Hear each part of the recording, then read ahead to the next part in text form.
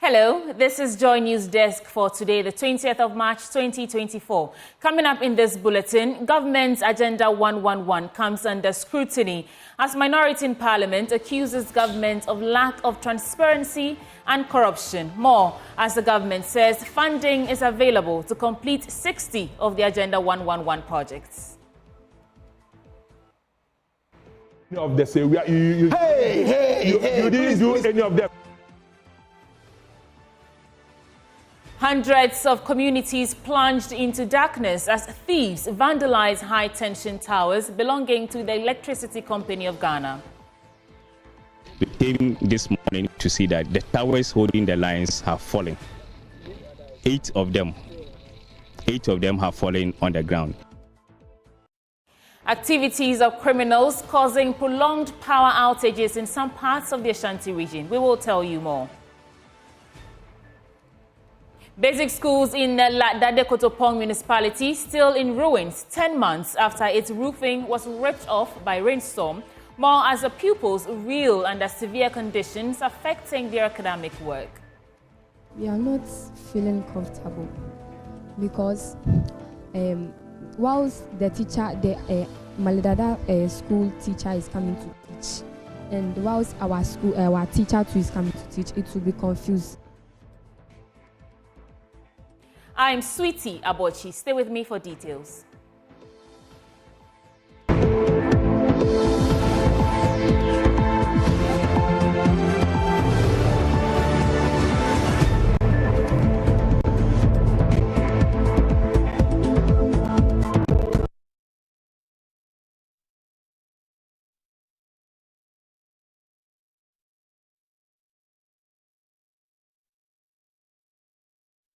In our first story, Government's Agenda 111 has come under scrutiny yet again as the minority is accusing the government of the opaque nature of transactions surrounding the whole project.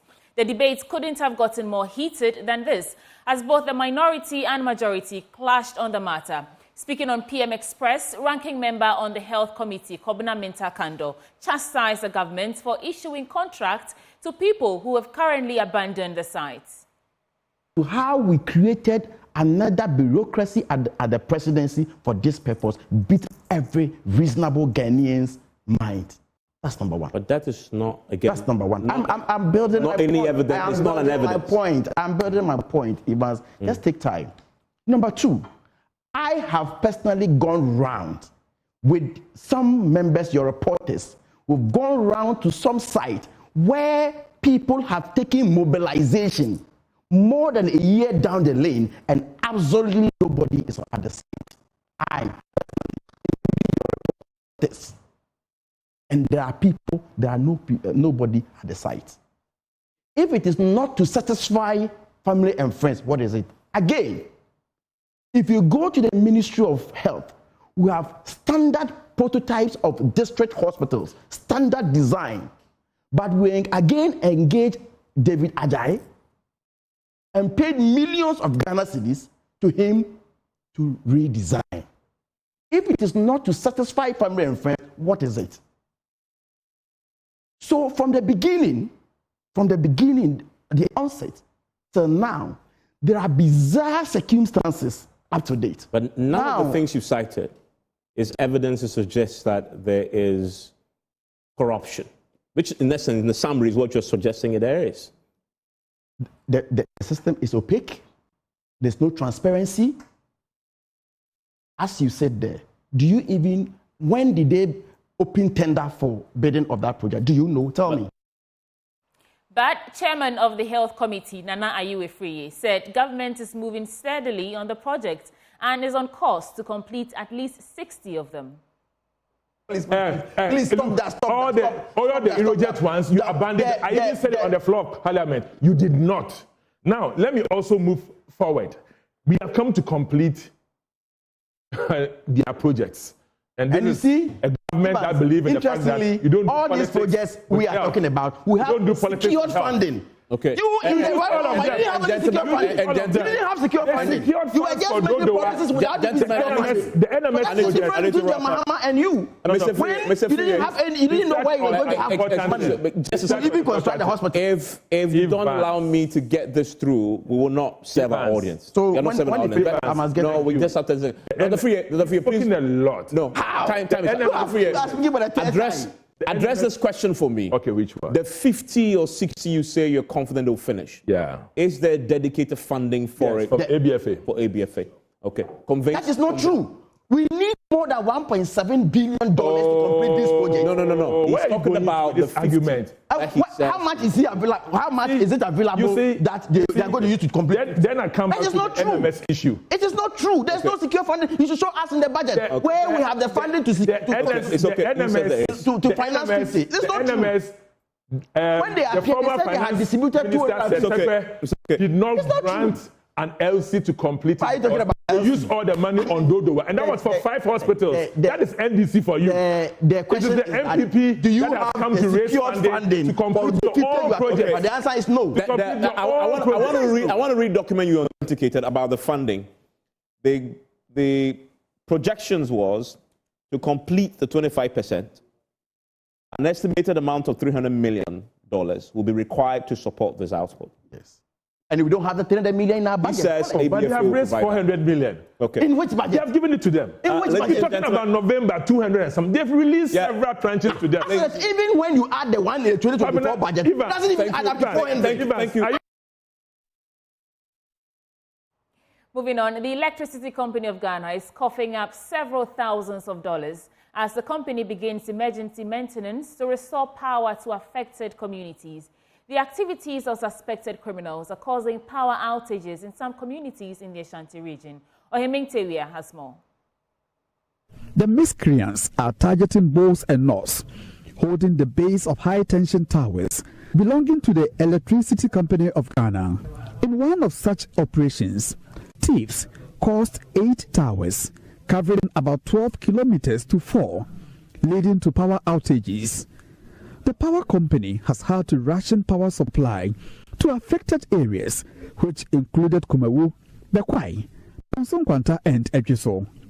Here is General Manager, Ashanti Substation Division, Engineer Peter Kofi Fletcher, who first spoke about the severity of the vandalism. We have our tower line, which feeds areas like Echakrum, Ejisu environs, Efidiase, and its environs, Kumewu, and its environs in Aguna. We came this morning to see that the towers holding the lines have fallen. 8 of them have fallen on the ground. And last night, this happened. In fact, it happened last night during the rainfall. And we came to site and realized that the cause of them falling was as a result of some bolt and nuts being removed, some members which have been removed from the base up to a level of about 3 meters from the base have been removed. And these are structures that were intentionally built. Every component is necessary in the construction. So if you remove the bolt and nuts and the members, you compromise the integrity. So yesterday during the heavy windstorm, our line tripped. We tried again and it didn't hold. So this morning, as we were hunting for the cause of the outage, we came and realized that 8 of our towers are on the ground. And the cause is basically some parts have been removed from the base, basically the bolt and nuts and the members. And this affected power supply. The situation is not only a dent on the operations of ECG, but also a financial constraint on the strained resources. The ECG will spend at least $1.2 billion on maintenance works alone. Engineer Kofi Fletcher again. The cost alone, we are envisaging not less than $1 million in the construction. The time for the construction alone, we may go almost about a month. This is just even one of the many vandalism around. Our transformers, which are even in circuit on the poles, are being toppled to the ground. even steal some part of it. Our RMUs, you go around, our RMUs are even being exposed. Some parts of the equipment, the one that's mounted at the ground, are being exposed. People are just picking some petty part of it. But you see, the petty part of it that you pick, that doesn't fetch you much. The whole equipment is damaged. So we just entreat the public that if you see anybody around this equipment suspiciously, kindly report. Our number is 0302 611 611. So what does this mean to customers in affected areas? We are assuring our customers that though it is a blow to us, customers, the impact on customers may not be felt that much because we are reconfiguring the network to put everybody on supply. Meanwhile, officials of ECG have lodged a complaint with the Ghana Police Service while working around the clock to fully restore power in affected areas. From Kumasi, for Joy News, Oyementeria reporting. Let's get on Zoom now and speak to Oyementeria in Kumasi. But also joining us is Benjamin Entry, who is Public Relations Officer of ECG for Ashanti West. First, Oyementeria. Oyemeng, thanks for joining us. You have been on the ground, and as of this 8 towers vandalized, amounting to over $1 million, what more can you report? Yes, thank you. The situation as of 3 days ago impacted on power supply in these affected areas. It covers a vast area, the Ejisu and its environs, Kumawu and its environs, that of the Kwai and Manston Kwanta. Residents who were in their homes expecting to get a power supply were disappointed. For instance, we have police in the office who live in these areas, and they were also affected.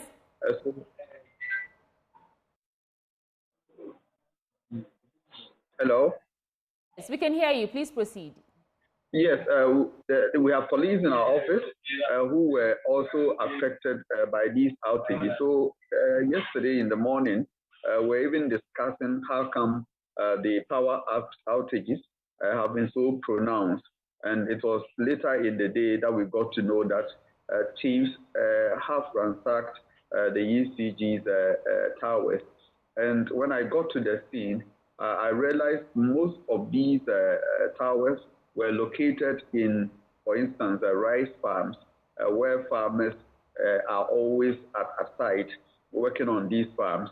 But the discussion I had with the farmers and then the suspicion of ECG officials is that the miscreants might have operated in the night under the cover of darkness.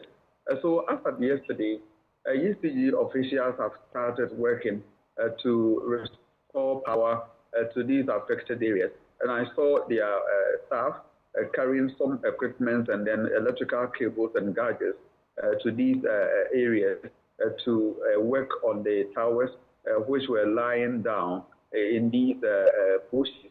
And then there were also concerns about safeguarding and protecting these high-tension cables which were left in these bushes.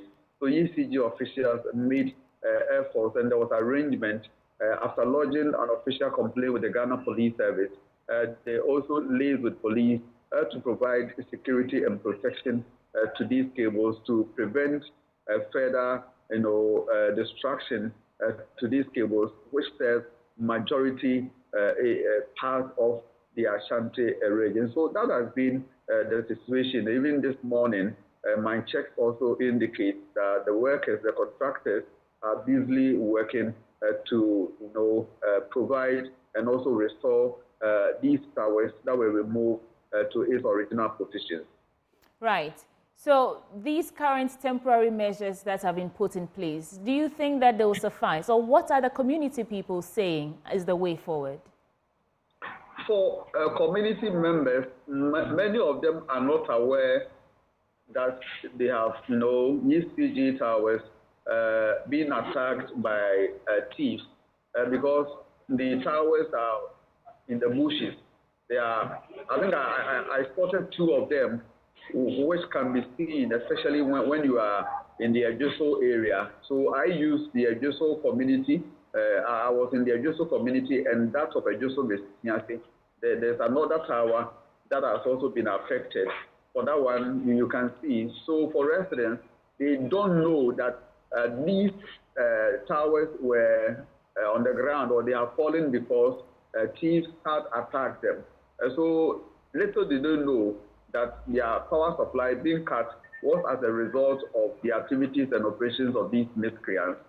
But they are happy because as of yesterday, as of last night when I checked, and this morning too, power has been restored in these areas which hitherto were affected by the activities of the thieves. So for them, all that they want to see is to see their power being restored. But ECG says because of where these towers are located, protecting them with human protection will be a bit difficult. They require the general public to support ECG. For instance, if there are people that you suspect are tampering with these towers and installations, what you need to do is to call ECG to a free number, or even contact the police service so they can arrest these perpetrators to safeguard these towers, so the entire community can have power supply in their areas. Right. Thank you so much. But let me move now to Ben Entry. Benjamin, you are the PRO for ECG for Ashanti West. How have you been affected by this development? Hello, Ben. If you're with me, please unmute. Okay. Okay, yes.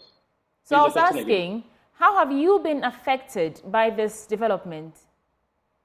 Well, a very good morning to your cherished viewers. And as Oyenitua rightly said, our operations were affected last night and part even yesterday. And moving forward, I'm sure it's also going to affect our financial health because, as the sub-transmission general manager indicated, we are going to spend more than $1 million to restore the 8 damaged pylons. And this was an avoidable debt that we have incurred because it wasn't as a result of a natural disaster, but you could see individuals who are trying to sabotage our network, or should I say, destroy our gadgets.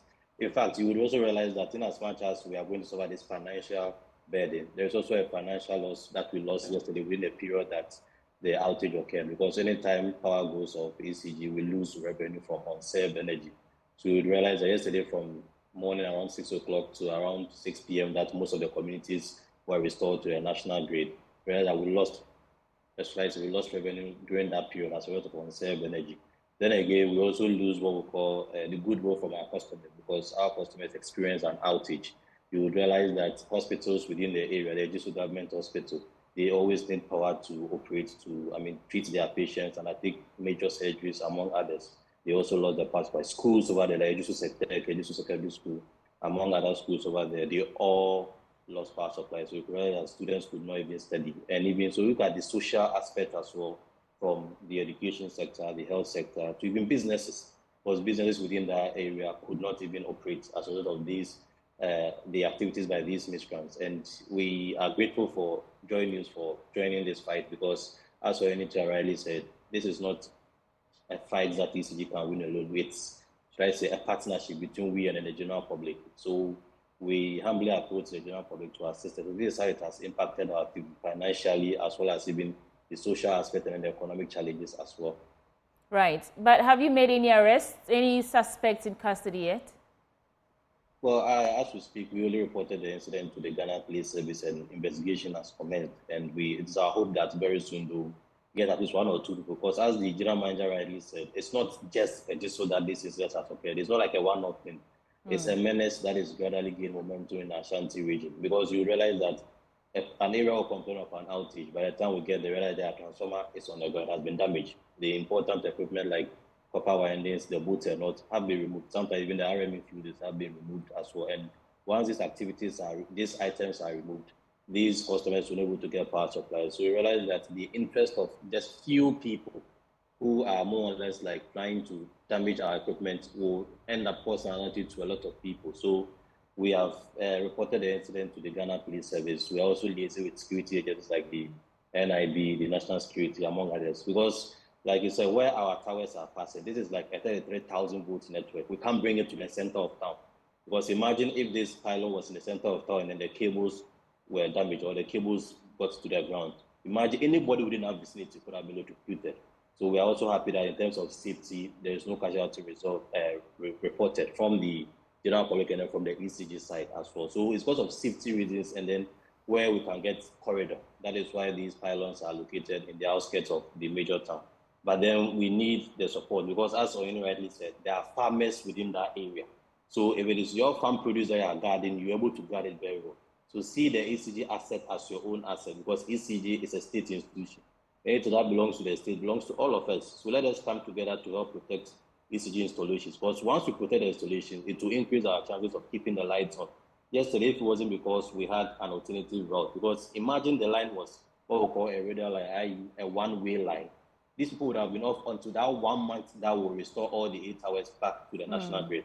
But thankfully, it was a ring system, so we were able to supply some of them from Ejisu as well. And as we speak, no customer is off. And we also want to thank the media, especially multimedia, for getting to the site on time and then also trumpeting this activity. And we hope that with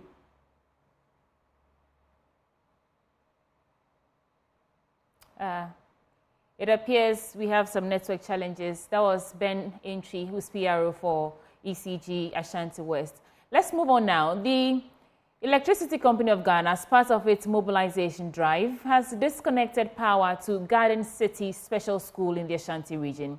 The school for differently abled children under the Ghana Education Service has been in darkness for over 5 weeks for failing to pay a debt of 66,000 Ghana cedis to the power distributor. Students and school authorities are frustrated as they have been plunged into darkness for 5 weeks now over debt owed the Electricity Company of Ghana. The situation has adversely affected academic activities and boarding on the campus of the Garden City Special School at Asokore-Mampo. Students are forced to spend several hours outside their rooms at night due to the heat. This is making it difficult for academic work to progress. Frimpong Japan is worried about the situation. It's been hell.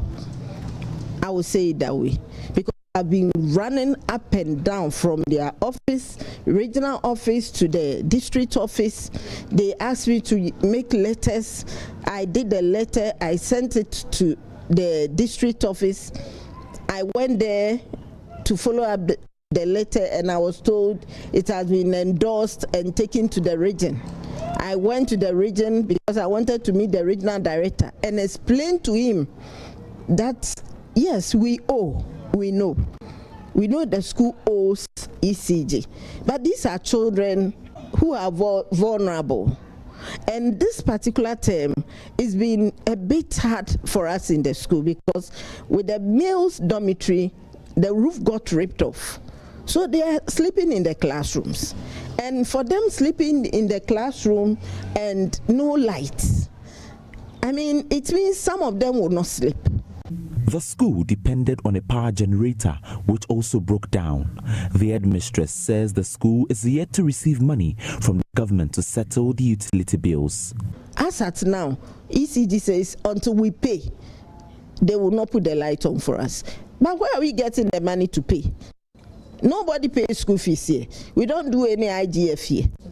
So where do we get the money? So until government releases feeding grant to the school, it means we don't have any money. We won't have any money. So are we going to continue sleeping in darkness? This is the administration block. Work is on standstill. William Amankra is the educational director at the Asokore-Mampo municipality. He is equally worried about the situation. If they could come and restore the power because of the nature of the children up to now. And this mass disconnection, ECG staff, they've been doing this almost everywhere. Individual houses, companies, some government institutions and the rest. But we are very much concerned because of the nature of the children, special children. And when there is no light, their condition is worse. You see, their issues are triggered by light or darkness. That's why we are so much concerned. Rosalind Frimpong is pleading with the ECG to restore power as the school plans to settle their debt when their funds are delivered. Whatever it is, the bill will be paid. But how can we continue to let these children sleep in darkness? Yes, Yesterday, they killed 2 scorpions near where the boys are sleeping. What if they enter the room and they buy somebody's child?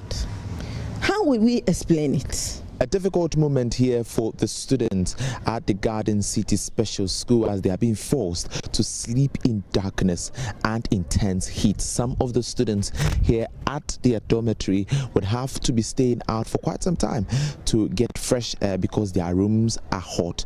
The headmistress of the school is pleading with the electricity company to turn on their lights as they make way to pay their debt.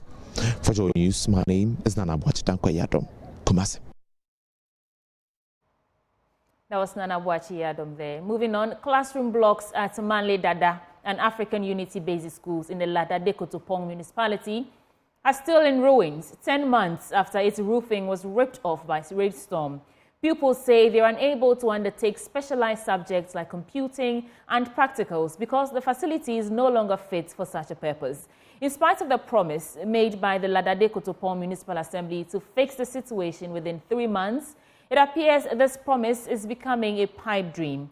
Joy News' Ramat Bashiru visited the place and has filed this report.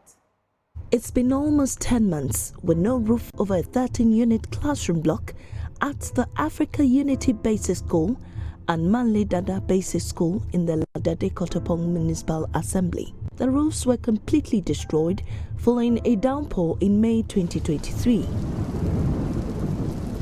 The pupils now compete for space with the hot scorching rays from the sun.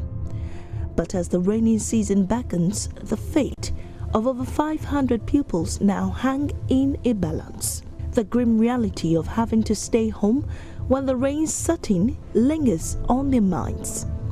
Hannah Aitonam Gavo is the head girls prefect of Manle Dada Basic School.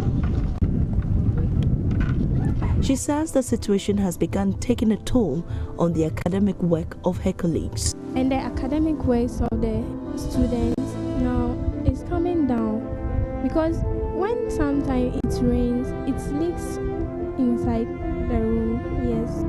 And we don't get time to learn too. Because if it's raining, we all pack ourselves and sit one side. Both Manle Dada and African Unity are sitting in the same classroom and different teachers. So maybe if Manle Dada is having a lesson and African Unity is having a lesson, the teachers became confused. The regular classroom stream has been collapsed into one unit. Aside from the congestion they're currently dealing with, they are unable to pay attention while lessons are underway. It's become a reason why some pupils are absenting themselves from school. If it is raining too, all the students must pack themselves at one side before we be comfortable. And or even the class we are, it's because of the rain, we can't even learn well. And even the sun is scorching too much, we can't even stay in the class. It's scorching us too much.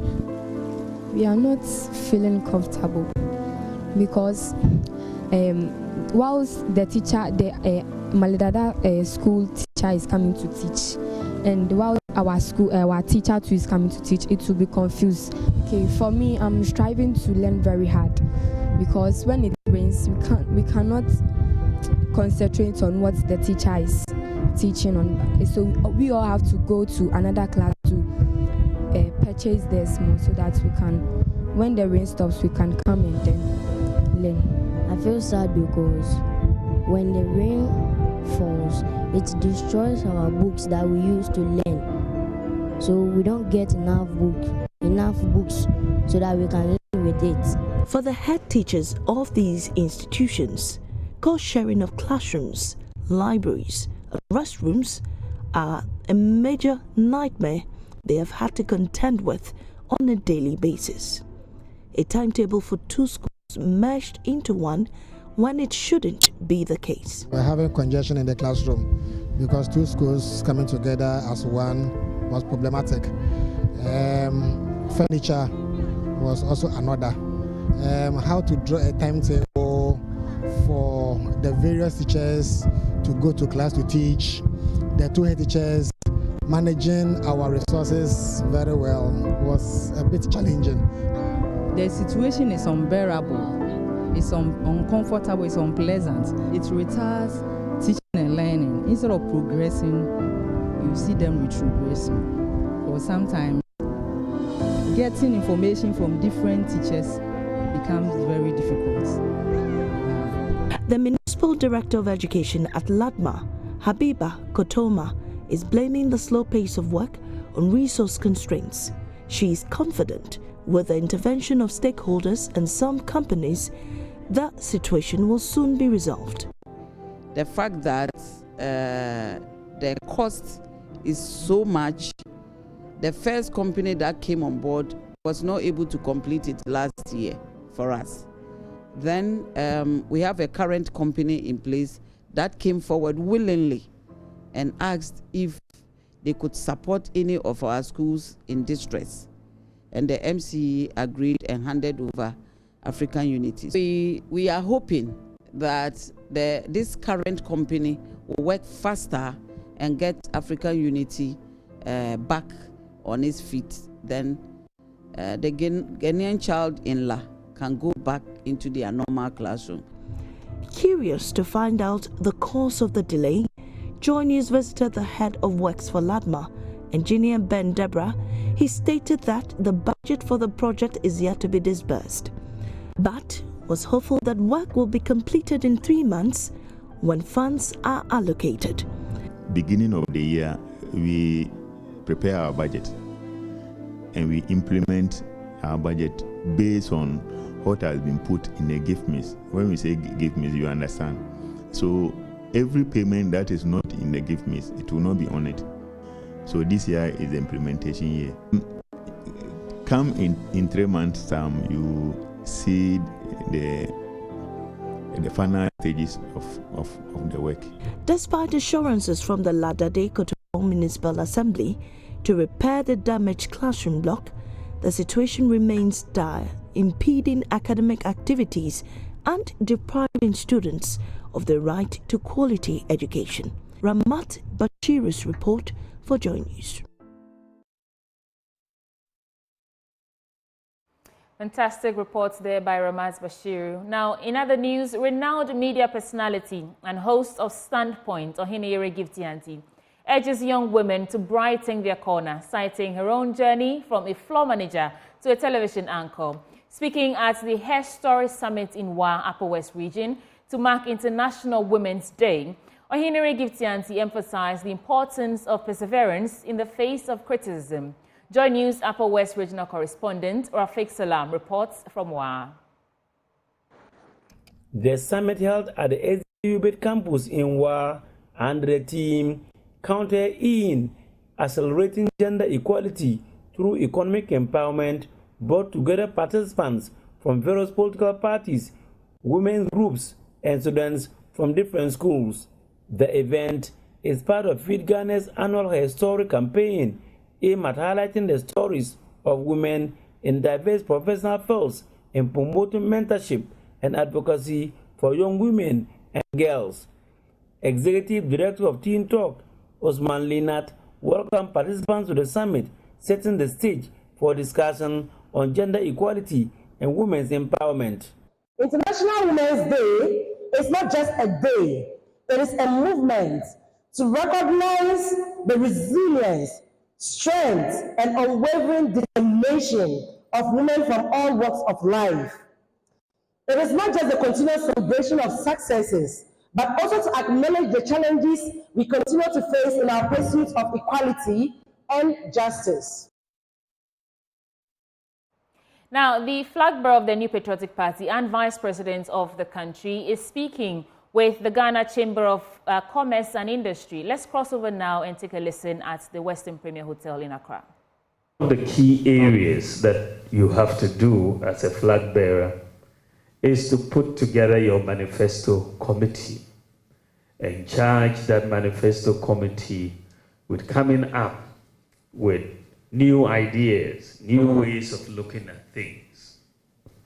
I am very, very clear in my mind that Ghana can be the foremost country on this continent. We can. It is possible. When you look at the role of the private sector, it is very, very clear, and philosophically, I'm very, very much aligned to the private sector. And it is very, very clear that for us to do what we ought to do, to be the leading, amongst the leading countries on this continent, then the private sector must play its appropriate role. And so I am very clear that we need to look at what is working and what is not working and make the necessary changes to bring in efficiency, bring in competitiveness. I know that many of you, as the president had read, listened to me on February 7th when I outlined my vision for the country and talked on some of the policy measures I thought we should take. I think that it is very important that we become a very business-friendly country. It is very important that we become a very tax-competitive country. This is why about a couple of months ago, I took a trip to Estonia. I've been looking at tax competitiveness across the world. And every year for the last 10 years, the most tax competitive country in the world was Estonia. Every year for the last 10 years. So I was wondering what were they doing. And so I took a team and we went to Estonia to understudy tax competitiveness in Estonia. By the way, they are also one of the most digitalized countries in the world. And so we were able to get a good understanding that it is not even very complex, simplicity and transparency, right, in terms of the tax regime. And so we learned a lot from there. So we need to be very tax competitive. We need to be able to bring interest rates down for businesses to be able to function. You're competing, you are borrowing at 32% and your competitor in another country is borrowing at 5%. Ab initio, you've lost the game. You are not competitive. So we need to understand that and be able to bring, we need stability in the exchange rate and also a lot of predictability and reasonableness on the import duties that we pay as a country. And I think the president just mentioned about our neighboring Togo, for example, and how we are losing containers to Togo because we are more expensive in terms of import duty than Togo. I will comment on that. Utilities are another issue.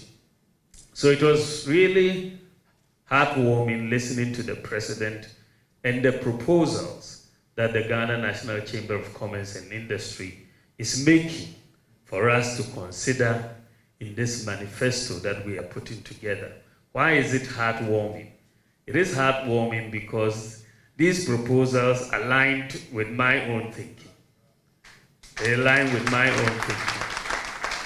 And so I found it difficult to disagree with any. I was waiting to look for something that I would vehemently oppose, but I'm yet to find one that I'm very vehemently opposed to.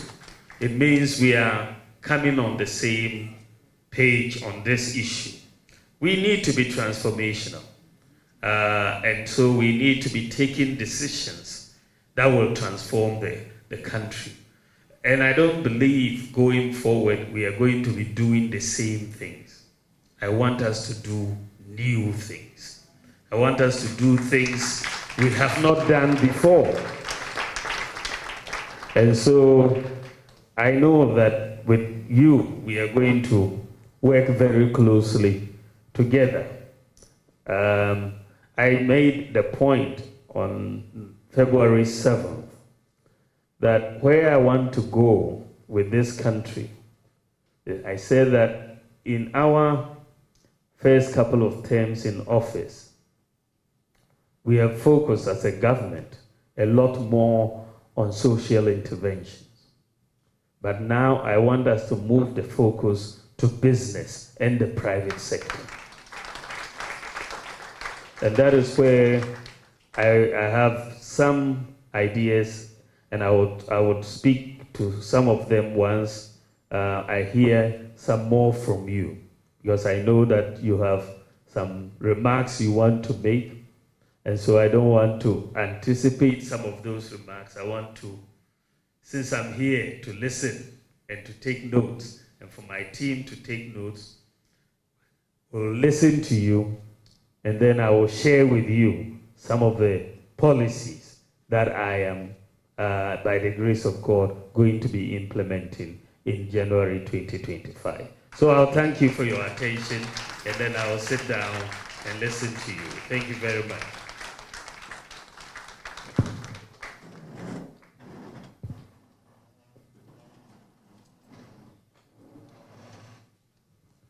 Thank you very much, Your Excellency, the Vice President.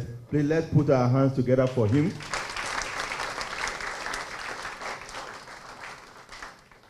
For choosing to spend this day with us, and also for engaging the mandate of all business associations first.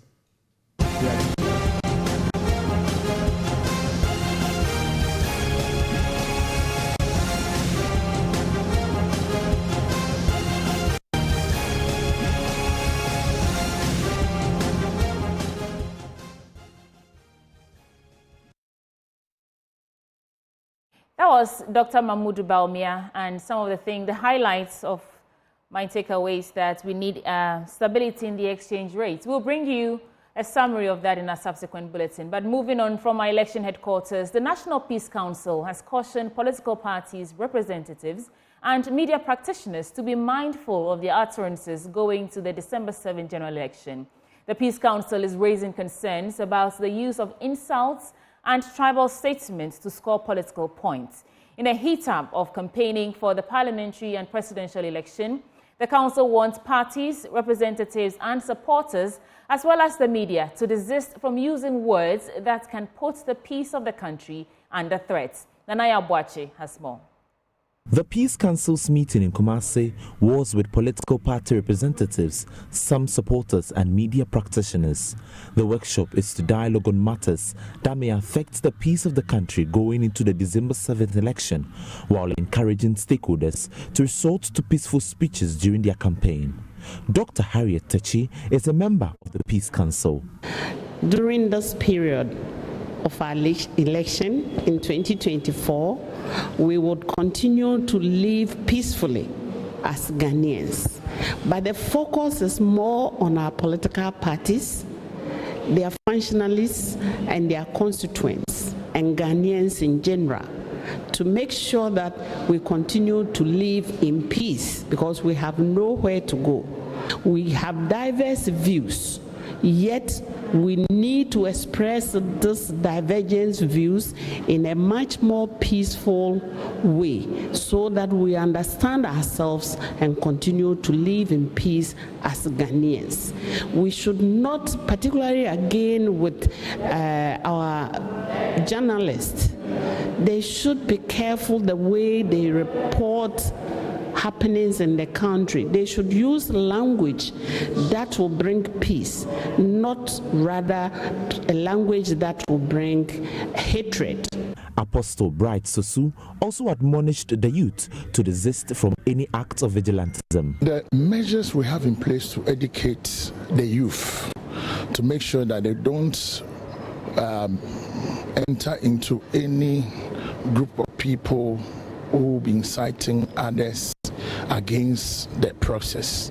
So we're educating the youth, encouraging them never to be part of any vigilantism, because those things will destroy Ghana. Some party representatives shared the expectations. Already we stand in the chance of benefiting because as politicians we tend to rule the country. So as they are doing, we are also letting our constituents and our executives at the grassroots understand the importance of dialoguing, and that is what we're doing here. We are as a peaceful party and we talk peace and we advise our people to be law-abiding, to conduct themselves well.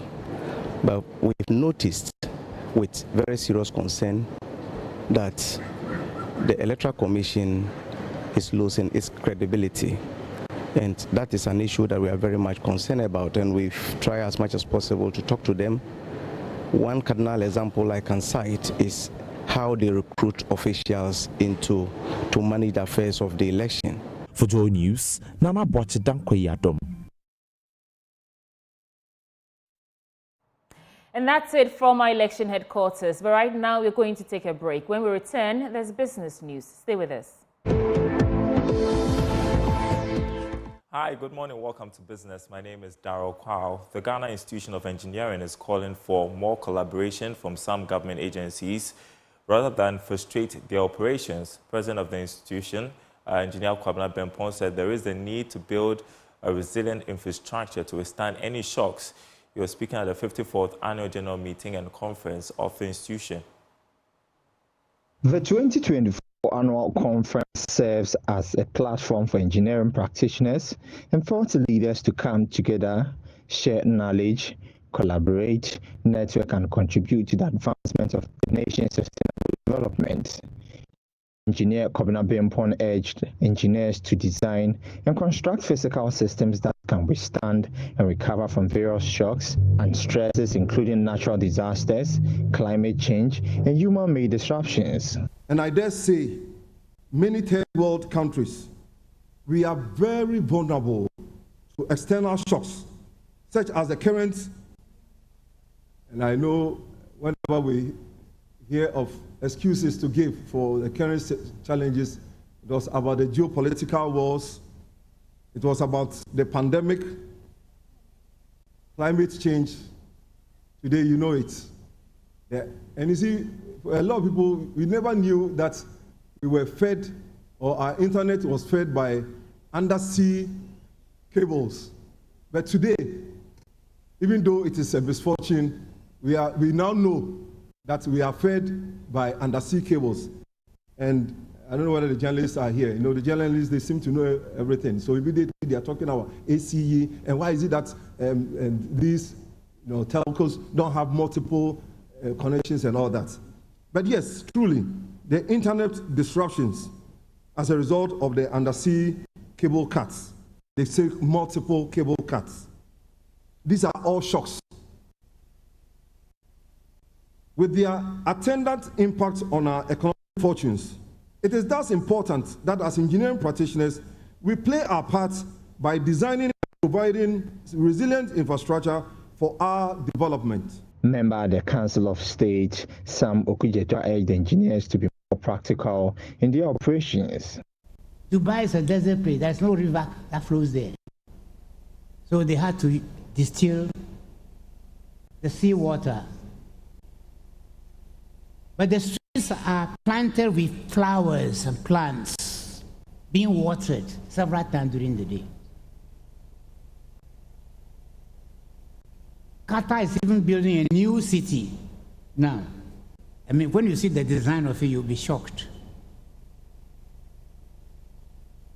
So what are we doing? What are we doing, my engineers? What are we doing? So I think we have work to do. It's work in progress. So, Mr. President, I will plead with you that all of you should continue to organize seminars. And in these seminars, don't restrict it to only engineers.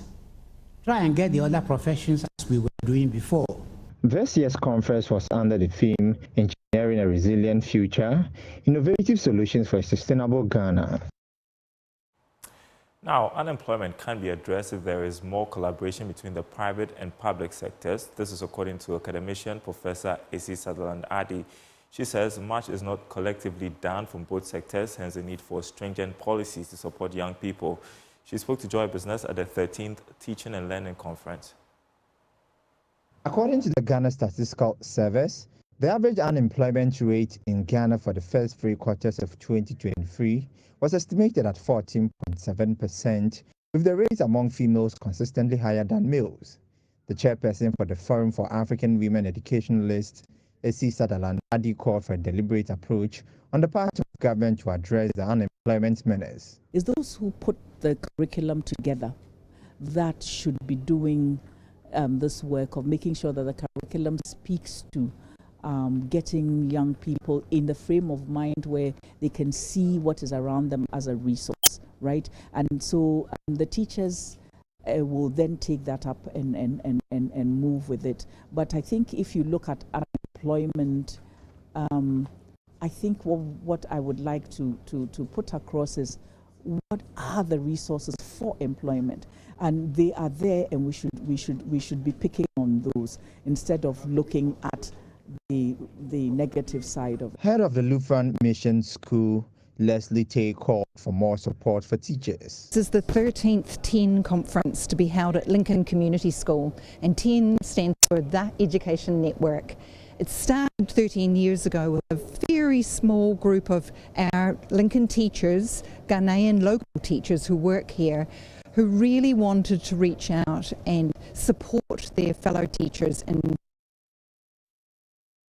that's it for this segment. The news returns after this. Welcome back, but that's all we have for you for Joy News Desk today. We're back in the hour for Joy News Today. My name is Sweetie Abochi. I'll see you soon.